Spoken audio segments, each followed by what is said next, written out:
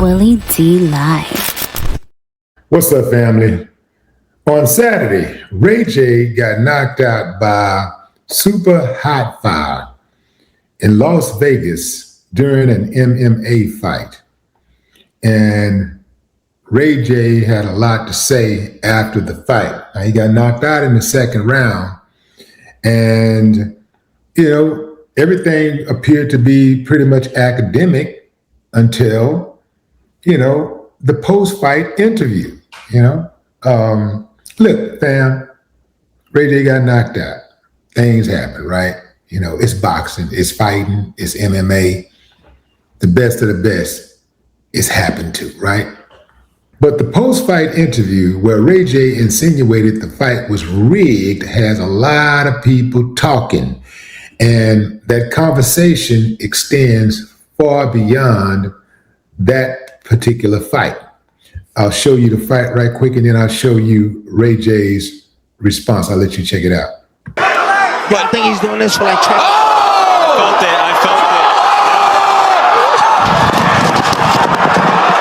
I thought we had a plan. What the fuck you just say, man? I don't want to say too much because I don't want to get nobody in trouble, but damn, my nigga. We took a L tonight. Okay, so that's that. In fact, I was pretty much shocked that he would say that. Now, Ray J, Ray J be kind of all over the place, so you don't know if he was serious or not, but just off the rip, and I'm reading his body language and everything, it appeared that he was serious, like, yeah, man, what happened, man? We had a plan.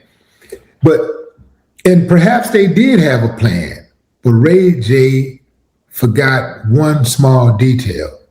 He has a brand. He has a name. Now, I'm not saying Supa Hot Fire don't, but he's not Ray J. He don't have the amount of celebrity that Ray has. And so Ray has forgotten that it's guys out there that are looking to make a name for themselves off your name. He beats Ray J. He knocks out Ray J. All of a sudden, everybody's saying his name. And that's exactly what happened. Here's Ray J after he took the gloves off. I got beat up so fucking what? Yeah, he knocked me out in front of my sister, Brandy, but I got a new sex video with Kim that you guys need to see. Yeah.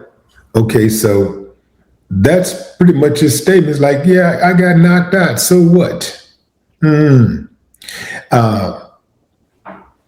Some people are shocked about the allegations of the fight being rigged. I'm not. Like, the Tyson, what was that dude? The Jake Paul fight was rigged. We all know that. We saw Tyson pulling his punches on Buddy. We saw that. Like, we know for a fact, I know for a fact that was a rigged fight. It wasn't, I look at the rigged stuff as like, if it's not like a really serious fight, I look at it all like wrestling anyway. I look at it like wrestling. I think it's all fake anyway. But even the real stuff, the stuff that you think is real oftentimes is fake. We've been seeing a lot of allegations lately of sports betting and players and coaches and referees cheating, right? A lot of them have been rigging games, shaving points, all kinds of stuff, right? This is why I do not gamble on sports. It took me a while before I stopped gambling on football. Then I stopped gambling on boxing. I didn't hardly gamble on basketball, but I did a little bit, right? And once I really caught my snap, I was like, look, man, unless I'm on the inside, unless I know the fight is fixed, I'm on the inside and I know it's fixed, I'm there at the table fixing the fight, I'm not betting on sports. I'm not betting on nobody but me because I know what I'm going to do. I don't know what the next person is going to do. I don't know if the next person had enough rest. I don't know if he's been running out all in the streets and stuff before the fight, before the game. I don't know if they're having problems at home and they're psychologically messed up and they can't get focused. I don't know what's going on with that person. All I know of is the injury report, if they make that public.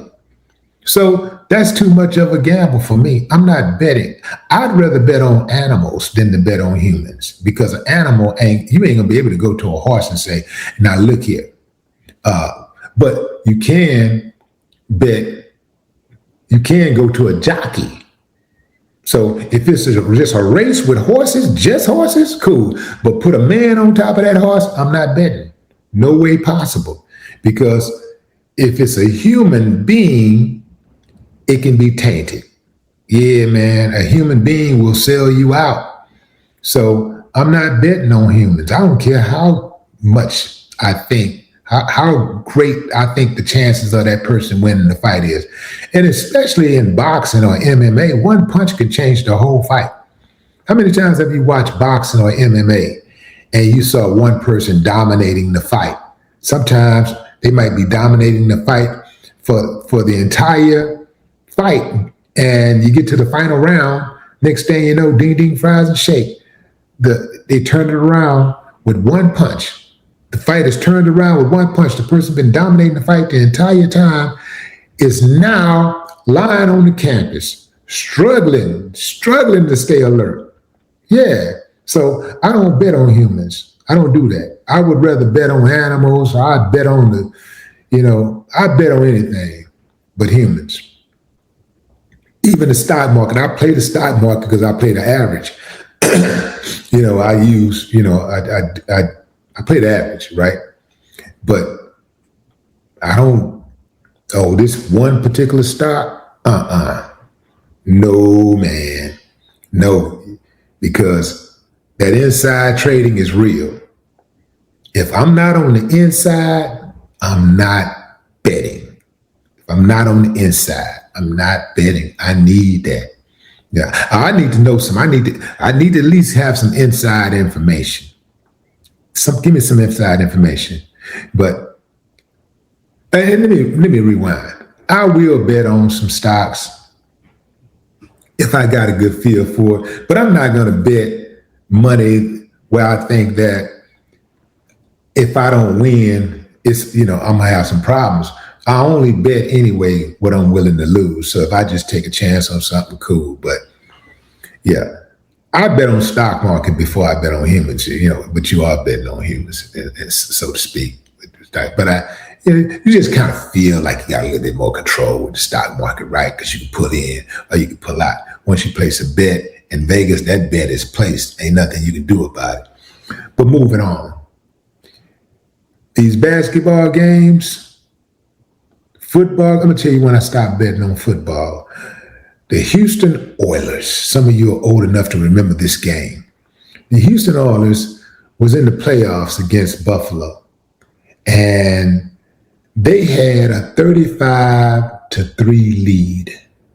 Do you know that was at halftime, a 35-3 lead at halftime? The commentators were making note that no team in the history of football, professional football, has ever come back. No team in the history of the NFL had ever come back from a 32-point deficit. Never. It's halftime, family. They're up 35-3. My little brother wakes up. He spends the night at my house that night. He wakes up and he comes to the living room and he's like, "Who's winning?" And it's a commercial break. He says, "Who's winning?" I say, Houston. I say, "Houston by 3." And, I just straight up lied. I say, "Houston by 3." And he just took my word for it. And he said, "Well, they're going to lose."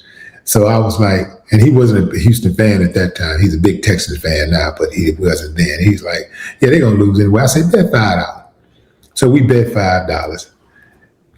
The game comes back on. He said, "Oh, man, you got me. They're going to lose anyway." He had no confidence in the Houston teams, none of the Houston teams. Man, I was like, how silly of him. A little youngster, they don't understand, I'm an odds person, so I'm thinking history says that the Oilers got this in the bag. And the people methodically came back. Touchdown after touchdown. Every time Houston touched the ball, it was 3 and out. Every time Buffalo touched the ball, they scored a touchdown or a field goal, mostly touchdowns.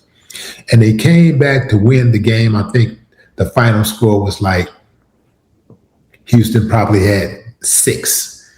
And I think Buffalo